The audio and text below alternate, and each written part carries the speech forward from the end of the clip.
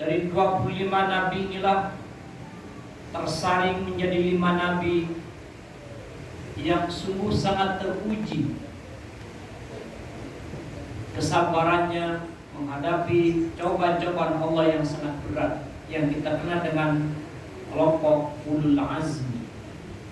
Dari 5 ini tersaring lagi jadi 2 sosok nabi yang Al-Quran menegaskan sebagai uswatun hasanah, nabi yang bisa dijadikan suri teladan oleh semua kalangan, baik pemuda, orang tua yang masih bujangan maupun yang sudah berkeluarga, yang sudah punya anak maupun yang belum punya anak. 2 nabi inilah yang pertama yang kenal dengan sebagai Abul Anbiya, bapaknya para nabi. Karena dari nabi inilah lahirlah puluhan nabi belakang sampai dengan Nabi Muhammad SAW. Dan yang kedua adalah uswatun hasanah kita adalah Nabi kita Nabi Muhammad SAW. Kalau Nabi kita Nabi Muhammad sebagai uswatun hasanah sering kita dengar, sering kita pelajari, apalagi ketika momennya peringatan Maulid Nabi Muhammad SAW. Pada kesempatan yang sangat singkat, khatib menyampaikan 5 karakter yang dimiliki oleh Nabiullah Ibrahim alaihissalam. Karakter inilah yang boleh jadi sebab Rasulullah atau Nabi Ibrahim terangkat sebagai Khalilullah. Bahkan kata Allah, ijtabahu wa hadahu ila siratal mustaqim. Allah memilih Nabi Ibrahim sebagai kasihnya dengan 5 karakter nilai. Apa artinya bagi siapapun yang ingin menjadi kekasih Allah, siapapun yang ingin sangat dekat dengan Allah Subhanahu wa taala, boleh kita belajar memiliki ataupun berusaha semaksimal mungkin memiliki 5 sifat, 5 karakter yang dimiliki oleh baginda Nabi Ibrahim alaihissalam. 5 karakter inilah yang Al-Quran menyebutkan dalam surat 16, surat An-Nahl pada ayat 120 dan 121. Kata Allah Subhanahu wa taala, inna Ibrahim kana ummah. Yang pertama, Nabi Ibrahim adalah sebagai ummah. Ummah adalah seorang pemimpin yang layak dijadikan suri teladan. Seorang pemimpin yang secara otomatis menjadi teladan, menjadi contoh dalam kehidupan kita. Banyak pemimpin hanya bisa memberikan contoh, tetapi hidupnya, perilakunya tidak bisa dijadikan contoh oleh masyarakatnya. Bahkan banyak orang yang pandai cerdik menjelaskan bagaimana memberikan contoh atau menjelaskan contoh-contoh yang baik dalam kehidupannya, tetapi dirinya tidak layak dijadikan contoh. Apa artinya? Antara lisan, hati dan perbuatannya tidak koneksi, tidak menyatu. Padahal layaknya seorang pemimpin bukan sekedar pandai, cerdik, bahkan lihai menjelaskan bagaimana memberikan contoh yang terbaik, tetapi yang terbaik adalah mulai dari dirinya sendiri sebagai contoh dalam kehidupan kita. Menjelaskan dengan lisan sungguh sangat mudah, tetapi sangat sulit bagaimana semua gerak diri kita, anggota badan kita menjadi contoh dalam kehidupan kita. Hadirin sekalian rahimakumullah, kita sebagai kepala keluarga tidak harus pandai menjelaskan kepada anak-anak kita dengan lisan kita. Kita sebagai pemimpin tidak harus pandai menjelaskan retorika dengan bawahan-bawahan kita. Tapi jadilah diri kita orang yang layak dicontoh. Makanya kata orang Arab, lisanul hal afsahu min lisanil maqal, bahwa sikap dan perbuatan walaupun tidak diucapkan, tidak dituliskan, jauh lebih ampuh, lebih sanggup merubah sikap orang lain ketimbang lisan maupun tulisan yang kadang-kadang tidak diikuti dengan perbuatannya. Oleh karena itu Nabi Ibrahim layak, karena memang secara lisan sebagai Rasulullah, sebagai Nabi, beliau sanggup menjelaskan kepada umatnya, tetapi juga perilakunya sungguh layak dicontoh oleh umatnya. Apalagi Nabi kita Nabi Muhammad SAW sungguh luar biasa. Apa artinya? Kalau diri kita ingin dicontoh oleh orang lain, bukan sekedar pandai memberikan contoh, tapi rajin-rajinlah diri kita, bahwa sikap kita adalah sikap yang layak dicontoh orang lain. Sebab boleh jadi orang yang pandai menjelaskan dengan lisan kadang-kadang membuat orang lain bertambah luang dengan kita. Tetapi dengan sikap yang kita tunjukkan, walaupun tanpa lisan kita berkata, orang kadang-kadang akan menilai diri kita adalah layak dijadikan contoh dalam kehidupan kita. Itu yang pertama. Yang kedua, Nabi Ibrahim sebagai qanitan lillah, dan orang yang ketaatannya luar biasa kepada Allah Subhanahu wa taala, abdullah luar biasa. Apa artinya? Diri kita sebagai hamba Allah sungguh layak dan punya keharusan kita beribadat kepada Allah Subhanahu wa taala. Imam As-Sahih Al-Barqi menjelaskan kepada kita, apa kata beliau? Ubudullah ala qadri hajatikum ilaih. Sembahlah dan beribadah kepada Allah Subhanahu wa taala sesuai dengan kebutuhanmu kepada Allah. Apa artinya? Selama kita punya hajat kepada Allah, maka cara terbaik untuk merayu Allah, memenuhi hajat kita dengan ibadat kepada Allah Subhanahu wa taala. Kenyataan hidup kita tidak seorang pun yang bisa lepas dari Allah Subhanahu wa taala. Tidak ada orang yang bisa mandiri tanpa pertolongan Allah Subhanahu wa taala. Kita sering berpikir la haula wala quwata illa billah. Tidak ada kekuatan, tidak ada daya apapun yang kita inginkan kecuali dengan pertolongan Allah Subhanahu wa taala. Walaupun dalam realita hidupnya kadang-kadang kita sering melupakan Allah Subhanahu wa taala. Dengan kecerdasannya kadang-kadang merasa cukup, tidak butuh bantuan Allah. Dengan kekuatannya kadang-kadang merasa sombong, dengan fisiknya seakan-akan tidak merasa dia pemberian Allah Subhanahu wa taala. Bahkan kadang-kadang di saat-saat yang sangat indah pun tidak berdoa kepada Allah Subhanahu wa taala karena merasa usahanya sudah cukup memenuhi dirinya sendiri. Pantas kata Allah, innal ladzina yastakbiruna 'an ibadati sayadkhuluna jahannama dakhirin. Orang-orang yang menyombongkan dirinya, tidak mau beribadah, tidak mau sekedar berdoa meminta kepadaku, kata Allah, kelak aku akan ucapkan dalam neraka jahanam dalam keadaan hina. Kenapa Allah mengancam orang yang tidak berdoa, tidak butuh Allah dengan ancaman neraka? Karena Allah adalah zat yang luar biasa, yang memberikan kehidupan kepada kita, memberikan rezeki kepada kita, bahkan seluruh kebutuhan kita Allah jamin.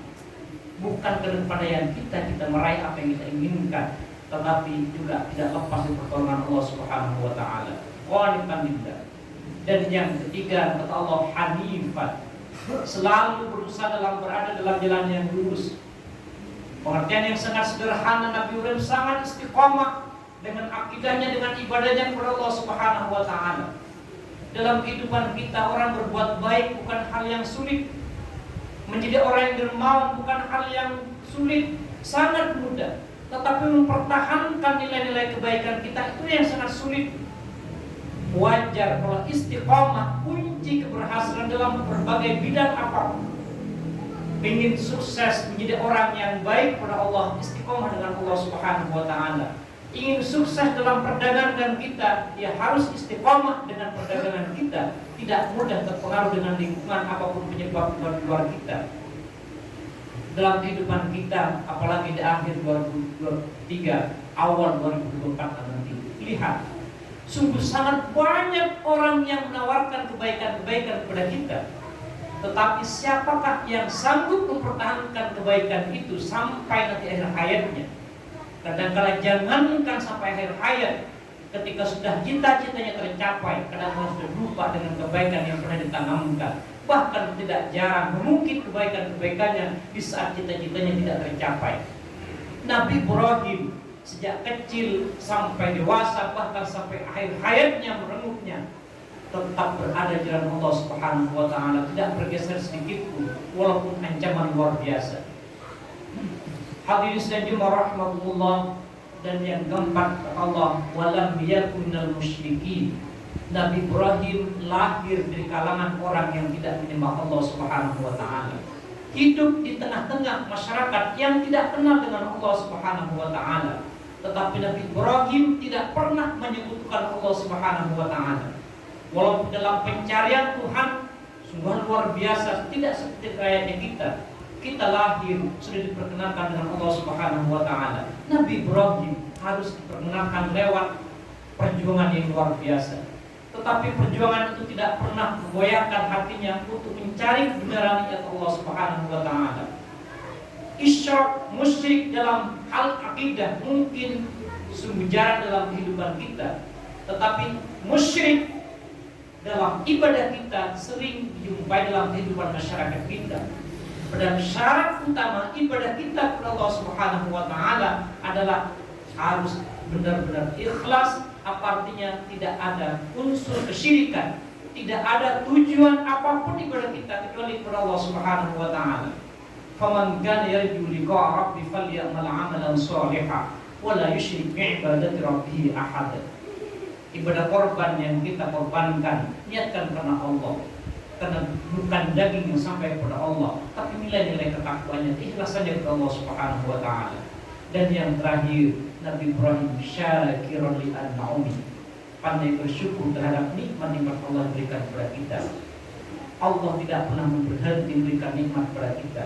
Tidur pun Allah berikan nikmat sehingga tidur kita menyenyak. Istirahat pun Allah berikan nikmat sehingga istirahat yang sesaat bisa melepaskan rasa lelah kita. Bahkan makan pun berbagai macam nikmat yang Allah berikan kepada kita. Pada prinsipnya bisa bersyukur pun, kata Nabi tahu, bagian dari nikmat yang Allah berikan kepada kita yang wajib kita syukuri. Dengan bersyukur, insya Allah akan menghadirkan keberkahan hidup kita. Dengan bersyukur akan menghadirkan keberkahan dalam hidup kita. Dan dengan bersyukur, insya Allah Allah bukakan pintu-pintu kebaikan kepada kita. Hadirin sekalian rahmatullah, kita berharap mudah-mudahan diri kita bukan sekedar pandai memberikan contoh, tapi belajar menjadi contoh untuk orang lain. Yang kedua, mudah-mudahan kita semakin meningkatkan kualitas iman dan takwa kita kepada Allah Subhanahu wa taala. Yang ketiga, menjadi orang yang selalu beristiqomah dengan Allah Subhanahu wa taala. Yang keempat, menjadi orang yang tidak pernah sedikit pun menyebutkan Allah baik dalam akidah maupun dalam kehidupan ibadah kita kepada Allah Subhanahu wa taala. Dan yang terakhir, menjadi hamba Allah yang pandai bersyukur terhadap nikmat Allah, sehingga insyaallah kita menjadi hamba Allah yang dicintai dan diperhatikan oleh Allah Subhanahu wa taala. Barakallahu li wa lakum fil Qur'anil 'azim wa nafa'ani wa iyyakum bima fihi minal ayati wa dzikril hakim wa taqabbala minni wa minkum tilawatahu innahu was-sami'ul 'alim. Fastaghfiruhu innahu huwal ghafurur rahim.